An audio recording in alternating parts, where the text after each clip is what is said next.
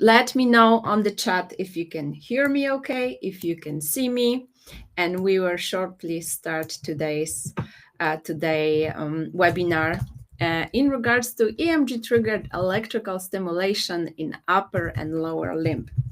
It's always a pleasure to have you, and I'm so glad that I can see both our wonderful distributors and also partners that we cooperate throughout the year. It's good to have you. Thank you for being here and spending with me this Thursday morning. Perfect. So again, just a quick info on the chat if you're able to see me. All good. And we are starting shortly. Good. Wonderful. So again, welcome everyone. Today's topic is EMG-triggered electrical stimulation of upper and lower limbs. And let me share the presentation that I prepared for you today. Okay, perfect. And let me talk to you today about this topic that I find really, really interesting and innovative. And also we can clearly see the effectiveness with the patient. So my name is Poświata. A lot of you already know me. I'm a PhD physio and working with innovative technologies for over 17 years now. And I love neurorehabilitation, robotics in neurorehabilitation, but also pelvic floor disorders, so women's health. And those are the topics that I adore and cover here in EGZOTech. And also I'm happy to have here in EGZOTech wonderful clinical team, PhD physios that will always support you during your way while implementing the robotics or other EMG devices into your clinic. And today we will discuss some of the topics connected with functional electrical stimulation, but a little bit with the EMG-triggered robotics and combining that all. So I would like to take you through the story, how we came out with those innovative solutions. Because what we start with, and I know you're familiar with the functional electrical stimulation that, for example, we do have in Stella device. And of course, I bet you know our flag product, which is Luna EMG, which is using the EMG-triggered robotics. So that's how it all started, right? That was the beginning. And then there are those amazing studies, and I will take you through them real quick so you don't have to go through those mostly systematic reviews. So I picked for today two of them. First one is the systematic review on functional electrical stimulation and different kinds of that approach.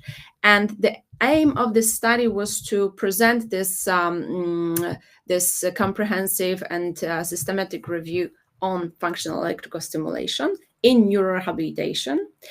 And also there is this great paper. Both of those papers are very fresh, 2023. And the second paper, the second review is about EMG-based robot. Is it more effective than conventional therapy, right? That's always the question that we get from you, from people working with neurorehabilitation. And we want to answer this question as well today. So when you go through those two systematic reviews, so the first one in regards to FES rehabilitation system is, and the review is based on 25 studies, you will find out that the FES-based systems are resulted in favorable outcomes for the stroke, mostly in upper limb functional movements, right? Because this review was mostly concerning the upper limb. And with the EMG FES, you can really get the best result, since the mean difference was even 14.14. So that's comparing even to other FES systems, that's the best result. But what else was seen here in those research is that the authors were like, hey, how to enhance the functional electrical stimulation. So they came up with the idea with combining them with the robotic systems, right? And already there are research paper looking into the effectiveness of that. So there was already papers on integrating electrical stimulation with robots, and that resulted in the better results with the arm training after stroke, especially the shoulder, the elbow movement in the subacute stroke. So you can already see that we're coming closer to combining both electrical stimulation and robotics with the significant part in regards to EMG-triggered of both robotics and electrical stimulation. But let's look closer into the EMG-triggered robotics, right? And this time they took 13 studies, 330 subjects were included, and they showed that significantly patient improved with the EMG-based robot group, and that's a very good approach for the subacute stage. So that's something that they recommend in the paper. So answering your question, the effects of EMG-based robot is superior to conventional therapies in the terms of improving upper limb motor control.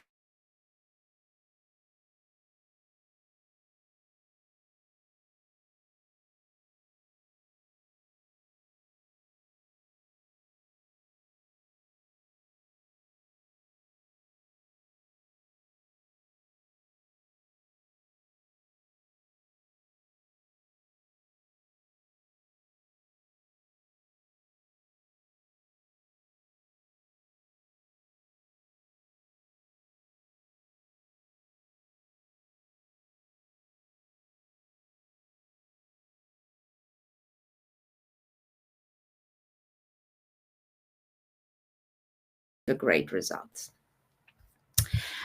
So again, having in mind all those systematic reviews, this early rehabilitation, we start working on two devices, lower limb device and upper limb device.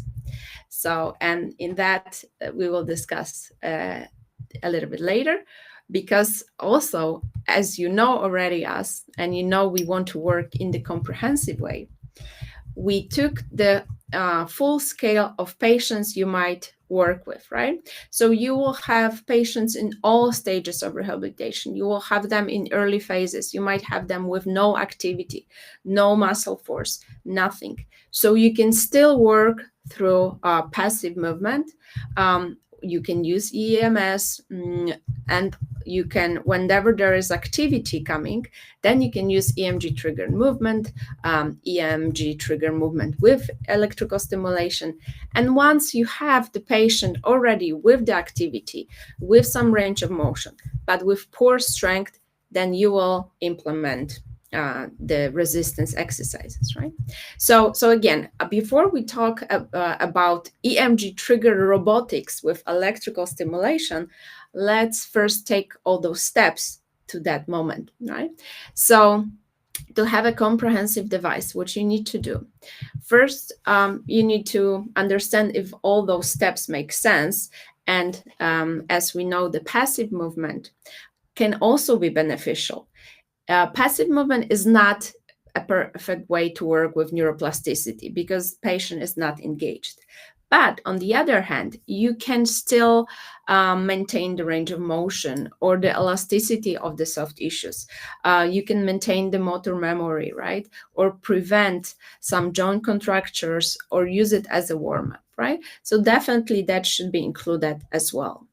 You can add on it the electrical stimulation, and then this will improve the circulation, reduce spasticity, strengthen the muscles, right? So this approach as the first line approach at the beginning is also beneficial. But, and we are repeating this constantly over and over again, that passive movement is not enough. So you need to have activity coming from the patient. The patient needs to be in charge of this rehabilitation process, of those exercises, right?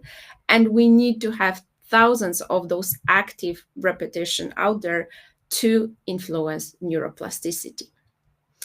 And with neuroplasticity, if you, I think everybody knows this term, but just to be on the same page, that's the ability of the nervous system to respond to the internal or external stimuli and recognize its structure, function, and connection.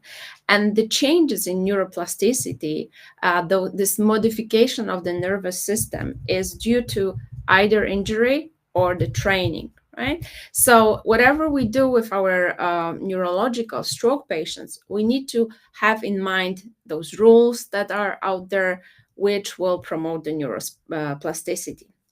So first of all, obviously, you need to use the affected limb in order to work with the spasticity, with the neuroplasticity. So that also something that EMG-triggered robotics will allow you to do, because even though the affected limb might be very weak, not active, you can work with the affected limb. So obviously the repetition, everything there, it's something that is very important. So with robotics, you will get more repetition.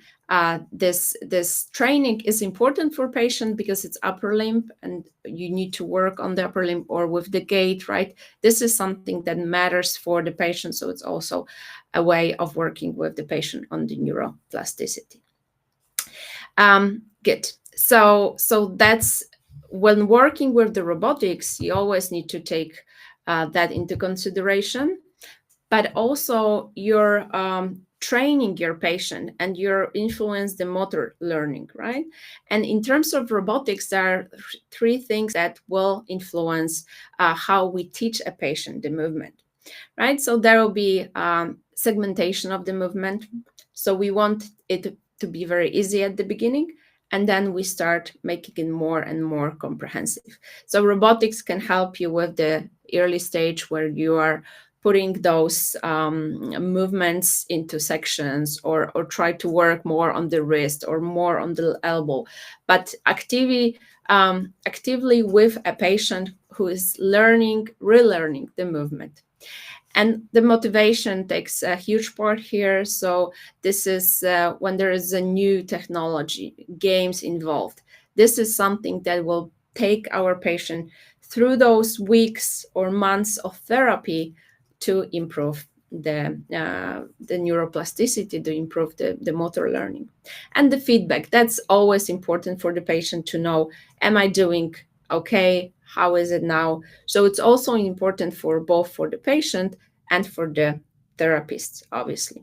So, and I often say it during our meetings or workshop, that it's important that we work on the right movement patterns, because neuroplasticity and motor learning can also work negatively, right? If we teach over and over the compensation, right, we will teach the neural system the wrong patterns.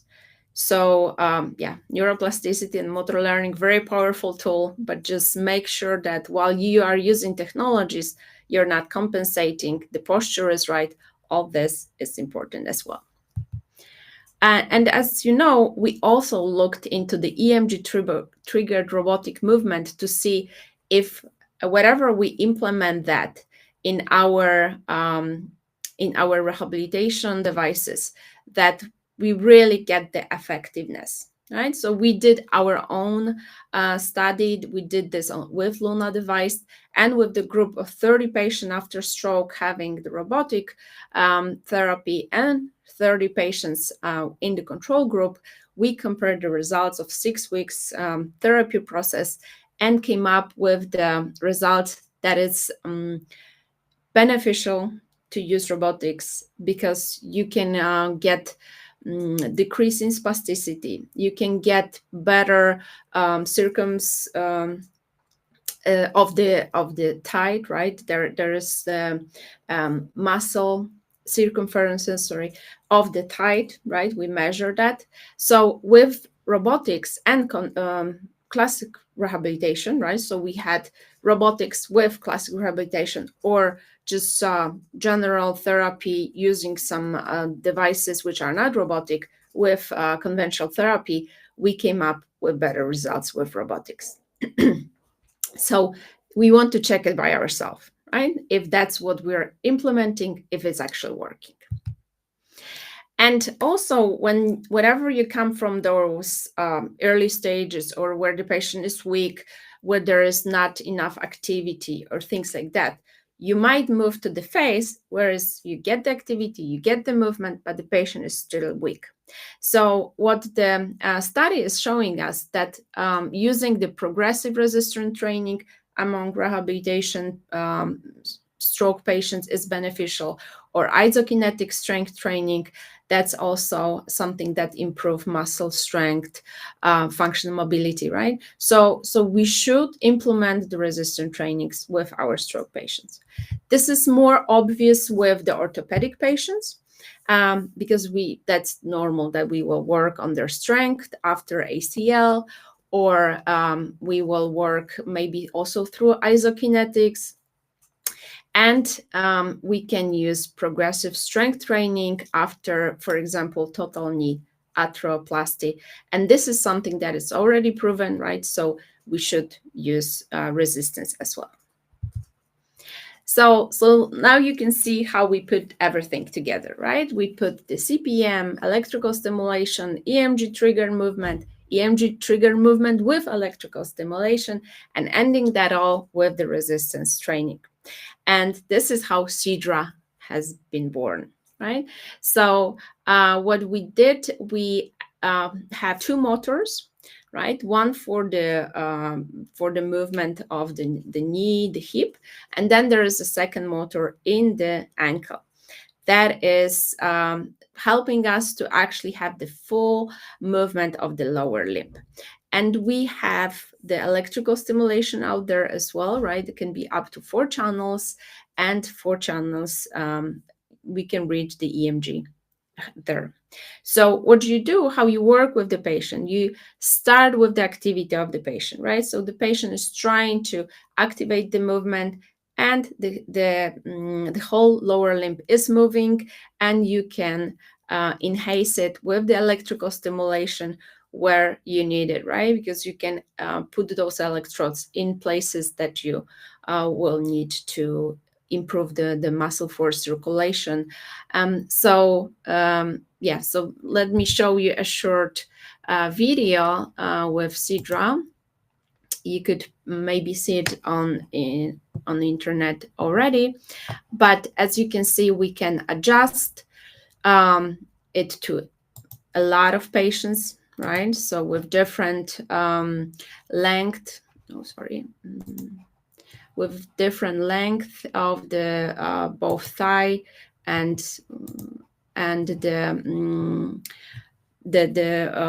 basically the whole leg, right? So we can work with patient in bed, we can work with a patient in the gym room. We can separately work on the ankle, or we can add it as a triflexion. So first, there needs to be a command for the brain. So the patient needs to want to be active, right? So the EMG is detected, and then we provide functional electrical stimulation during the movement.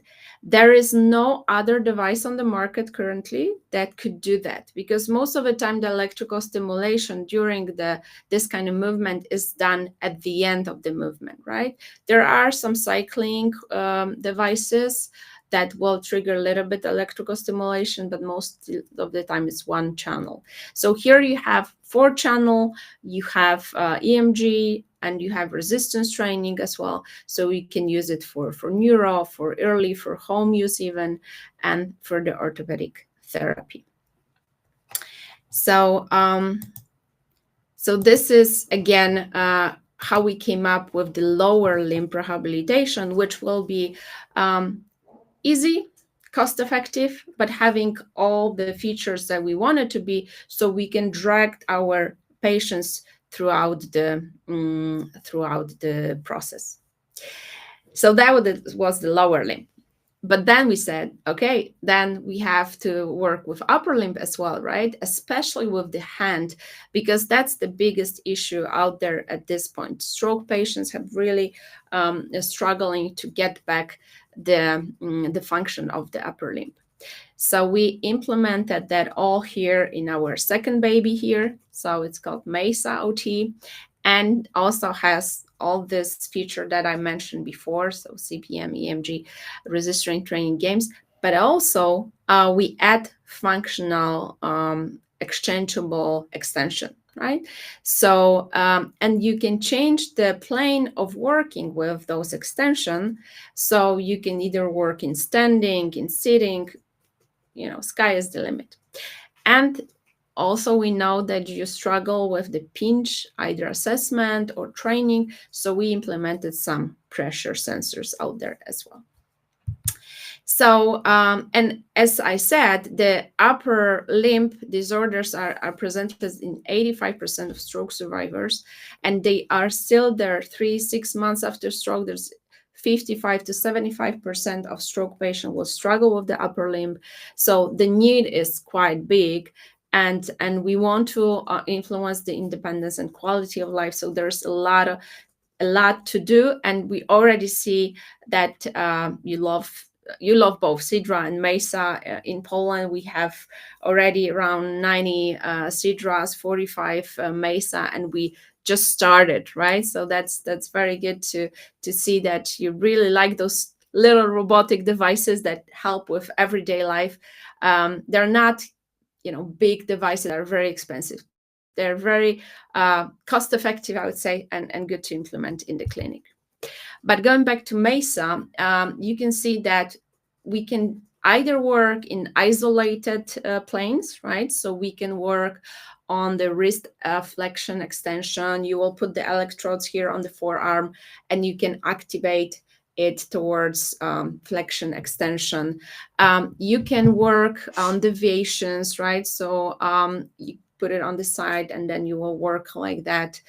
You will have the key, right? So then you have to put it like this, but at the same time you need to pinch as well, right? So we can set the settings in the software in a way that also with the movement you need to pinch. There is this door opening handle. You can do with the pronation, supination through door opening, through knob. And then you have jar opening, right? So you can either do it from here or from here, whatever you will set your patient. And then there is more advanced extensions like mixing, right? So then you engage upper limb even more, or you can provide like reaching movement, so you're more and more functional. You will have a screwdriver, right? So also a little bit pronation, supination out there, or the lever. So this is how you can work. There is a hand glove out there, so even if there is no grip, you can still work with those extensions with the glove. And also what is important, we have this system out there with the table and with support of the forearm for stabilization, especially when you're working on the isolated movement. So the table is actually high adjustable, right? So you will have it either very low, so you can come with a patient on the wheelchair, or you can make it quite high, so you can work in standing and just adjust it to your patient needs, however you would like. And then there is this arm support that I mentioned, so it's attached to the table, so then you can place the arm and safely work on the isolated movement. And here are just some videos from the clinic hereby that they're working on Meissa. This is a stroke patient here working in a different extensions. This is orthopedic patient working after the injury of the shoulder here. That's another stroke patient who is working on Sidra device on the reflection here with electrical stimulation. So we're happy to see how they progress already and what are the changes with them. So that's something that we're proud of, that our work, both clinical and mechanical and software engineers, that we bring out to life the technology that actually is helping people and they are recovering. So that's the best reward we can get here. Yes. And so when you look at the devices that are out there, our devices, you kind of see the whole concept, right? So all our devices will be based either or EMG-triggered fast, right? Like Stella, or EMG biofeedback with Stella, also with the pelvic floor out there. Or we will have the Luna device. Here you will have two devices. One, it's set mostly for the lower limb. The other one is with the shoulder, right? Obviously, you know that there are exchangeable extensions, so you can just do it the way you would like. But yeah, the setting here when you're working on the lower upper limb, quite nice. Then you have the Sidra device with, in addition to all of that, the electrical stimulation during movement, and Meissa to work more on the hand. So as you can see, there's already a concept behind this where you can cover a lot of needs of the patient, and just having all of that in one room will allow you to actively and nicely and effectively work with neuro patients, with orthopedic patients. There might be one or two physios operating that, so it's also quite nice, efficient way of working, especially if you have a lot of patients and you just need to cover everything, or just give your physios a little bit of break, right? So they are not burn out quickly. They also have tools to use, so the work can be actually fun, can be not, so there will not be their own patients in 10 years of the heavy lifting of dealing with the heavy workload. Good. Yes, and they're here. They're waiting for for you to implement the devices to the clinic.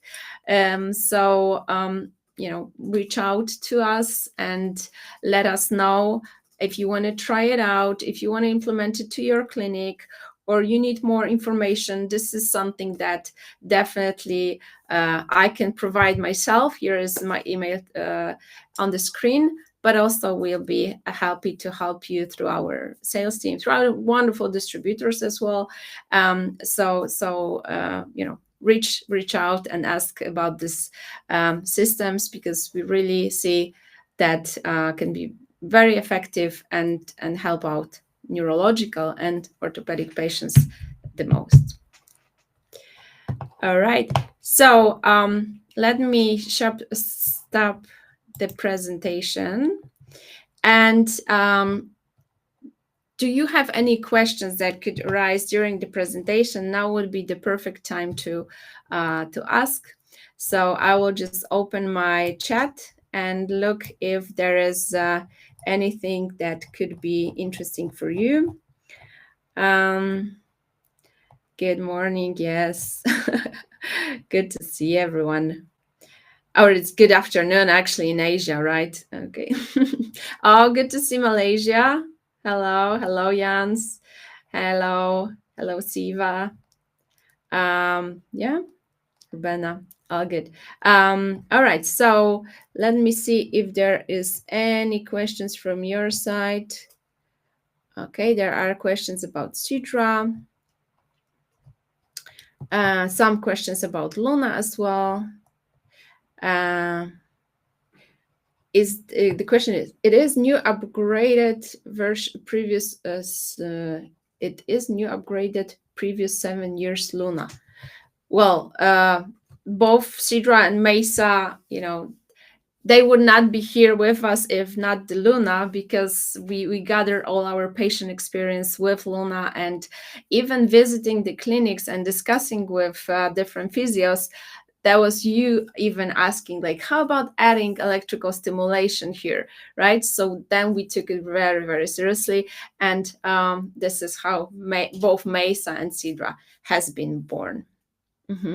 There is a question from Rubina.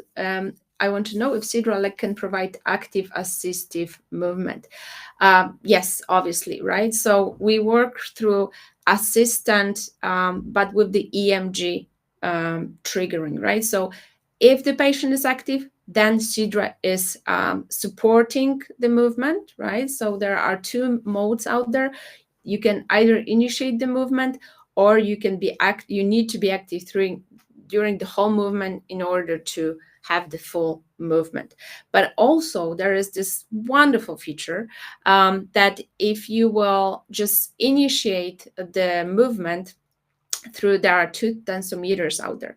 If you will initiate the movement through the tensometer from the foot, for example, it's so easy to move, right? So even patients with the very little strength can move easily with Sidra. And well, you have to try it. It's really nice.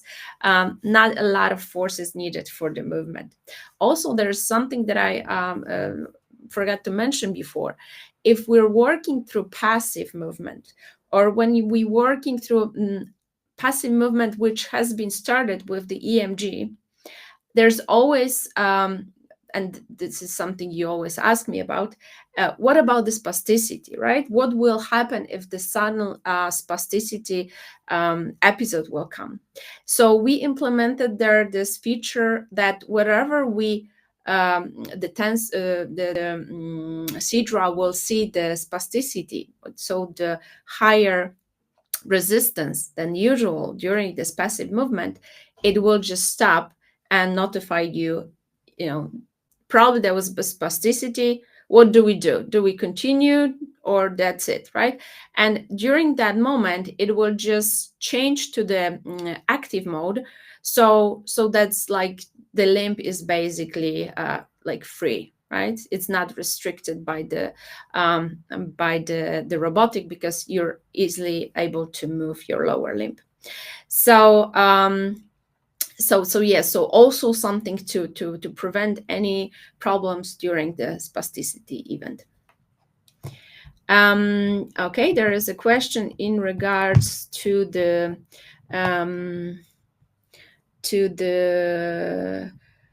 want to know more about how to use the kinetic mode in Meissa OT.